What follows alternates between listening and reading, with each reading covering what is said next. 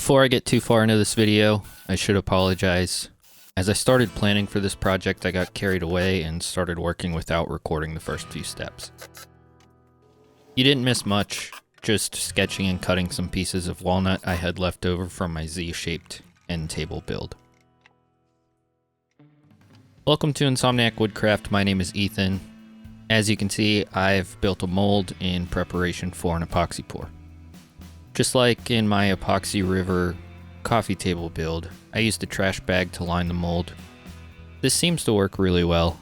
No risk of leaks and easy demolding once the epoxy cures. I mixed up some deep pour epoxy and added some gold and copper coloring. This epoxy is good up to 1 inch thick at a time, which means I have a second pour after about 24 hours. The hardest part of working with colored epoxy in multiple pours is getting the color perfectly matched. I was close this time, but not perfect.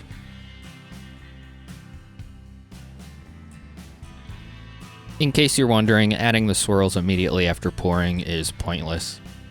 As the epoxy cures and starts to thicken, then you can add swirls and they will hold. For now, I'm just doing it to have an idea of what it will look like later on. I'll give the epoxy a few days to fully harden, and in the meantime, I'll start working on the legs for this side table. I believe this wood is ash, and it will be the centerpiece of a 3-leg design I came up with. The legs themselves will be made from walnut to match the top.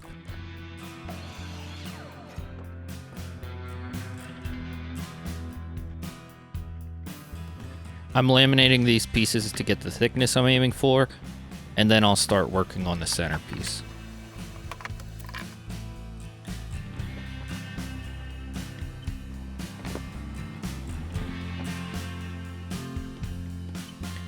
Because I have a 3-sided top, I'm cutting this ash into a tetrahedron, also known as a 3-sided pyramid.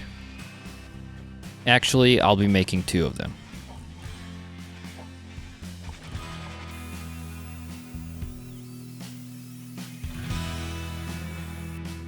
After cutting the first set, I wasn't sure I liked the angles, so I made a second set that would be a little bit taller.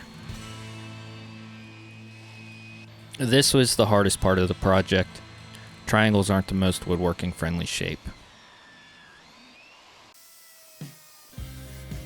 Now that I'm thinking of pyramids, here are some fun facts about Egypt's most popular structures.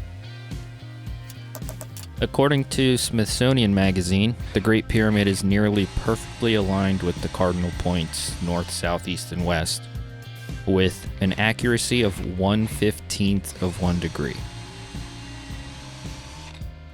Another fact from Interesting Engineering is that the Great Pyramid of Giza was the tallest human-built structure for about 3,800 years.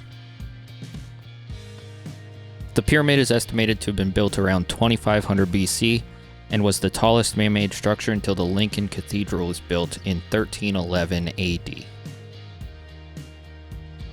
My wooden pyramids are slightly less impressive.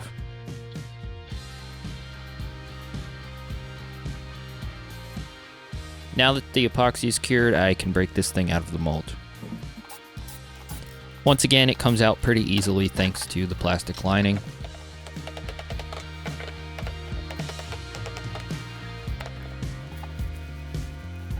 I'm going to flatten it with the router sled, but first I want to clean up some of the caulk from the bottom side.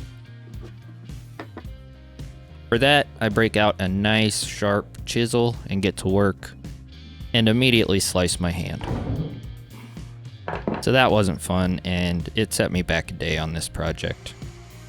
The next day I got to work flattening this tabletop with the router sled, and this is also my first time using this brand new Hercules router. As always, this is a pretty messy process, but I recently 3D printed a dust shroud to attach to the router sled that seemed to make a big difference. It at least caught some of the dust. This miter gauge is also a brand new tool. I found it on Facebook Marketplace, and I think this is the first project I used it on. It was really handy for trimming the sides of my triangle.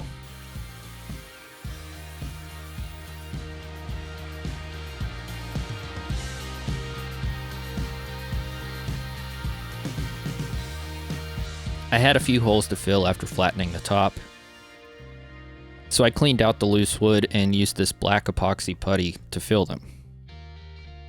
I'll have an Amazon affiliate link for this epoxy putty in the description if you want to try it out.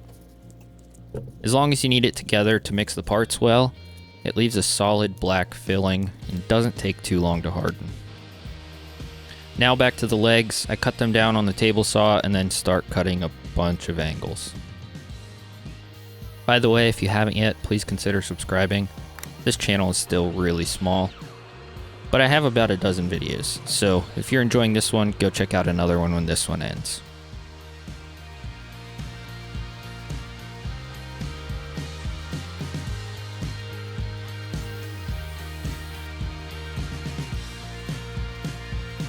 I'm going to use screws and glue to assemble the leg pieces to that centerpiece, so I drilled pilot holes in all the pieces. Unfortunately, I lost some footage from this part of the process, and the footage I do have is terribly framed. Here's a snapshot of what I did. I drilled corresponding pilot holes into the center block, and then added wood glue and tightened the screws in each leg piece. I did the same thing for all 6 parts. After the glue dried, I had a lot of cleanup to do, alternating between cleaning the corners with that deadly weapon and sanding.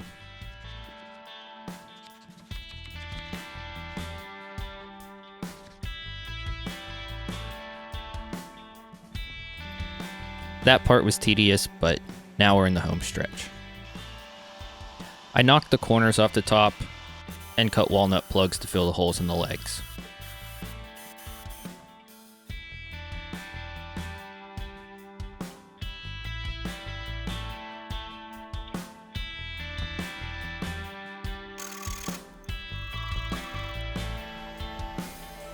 I still had gaps around the plugs, so I mixed walnut dust with 5-minute epoxy to fill them.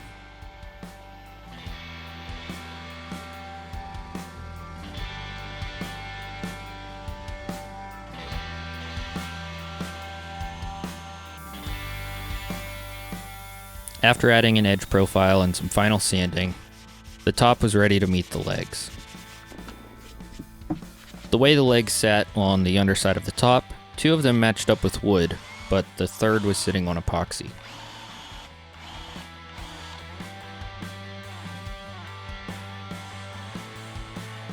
I didn't want to risk seeing a screw through the epoxy, so I used screws and glue for 2 of them and some 1-minute epoxy for the third. The supposed 1-minute epoxy is actually more like 5-minute epoxy, so I tightened down the 2 screws and held pressure on the third leg for a while. It seemed to hold just fine. I haven't done this before, but I thought adding some recessed leveling feet would be a good idea.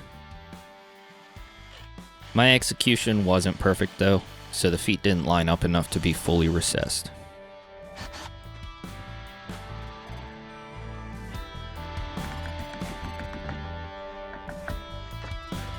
Before moving on to the finishing process, I thought it would be a good idea to bring in an extra set of eyes to inspect my work.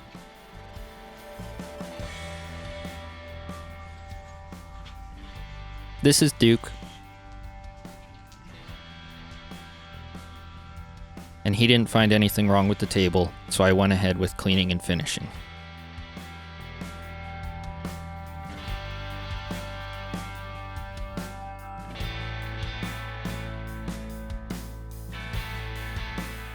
I'm still trying to figure out the best way to get my reveal shots, but for now this is the extent of my videography skills. When I sent pictures of this table to family members, the first 2 responses I got said the epoxy looked like flames. I guess the kids would say, "My work is fire."